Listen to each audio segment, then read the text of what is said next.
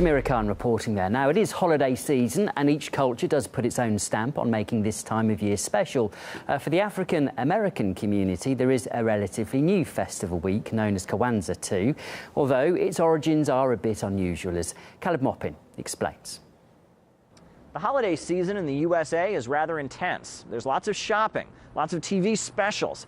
Now, with Christmas festivities still underway, Americans are waking up to find Donald Trump sending out greetings for yet another holiday.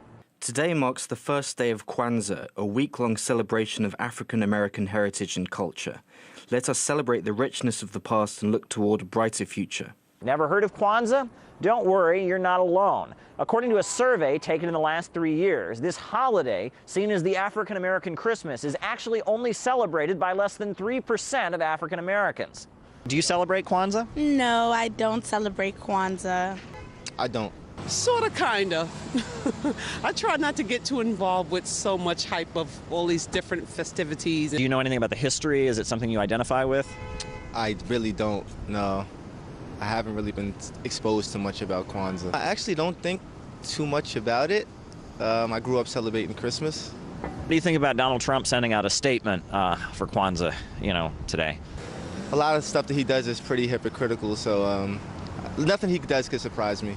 Now, Kwanzaa's been around for quite a long time. It's been endorsed by many presidents, including George W. Bush and Barack Obama. The media covers it quite extensively this time of year.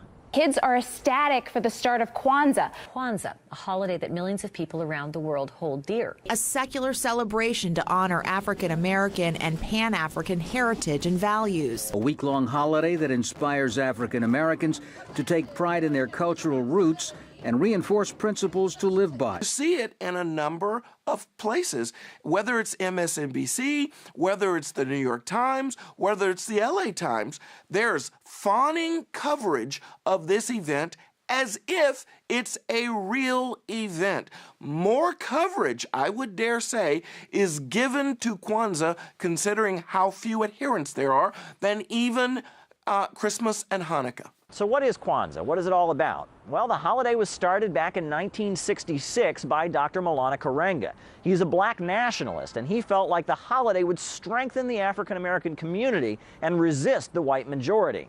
I wanted to give black people a holiday of their own, so I came up with Kwanzaa. I said it was African because, black people in this country wouldn't celebrate it if they knew it was American.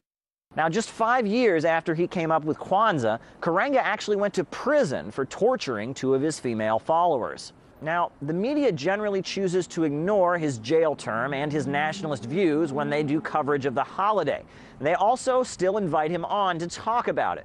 However, at this point, we've learned that not everyone in the African American community is a big fan of Kwanzaa. There is no holiday on the continent of Africa associated with this set of events. This is all made up by a person who, when the radicals in the 1960s, the Black Panthers were operating, thought he was too radical for them, and he wasn't able to be a part of what they were doing, and he helped put this forward as a way of distinguishing himself and trying to build a greater following. African Americans have a diverse and rich history, but Kwanzaa seems to have very little to do with it. Many African Americans don't see a need to celebrate what they consider to be an artificial holiday. Maupin, RT, New York.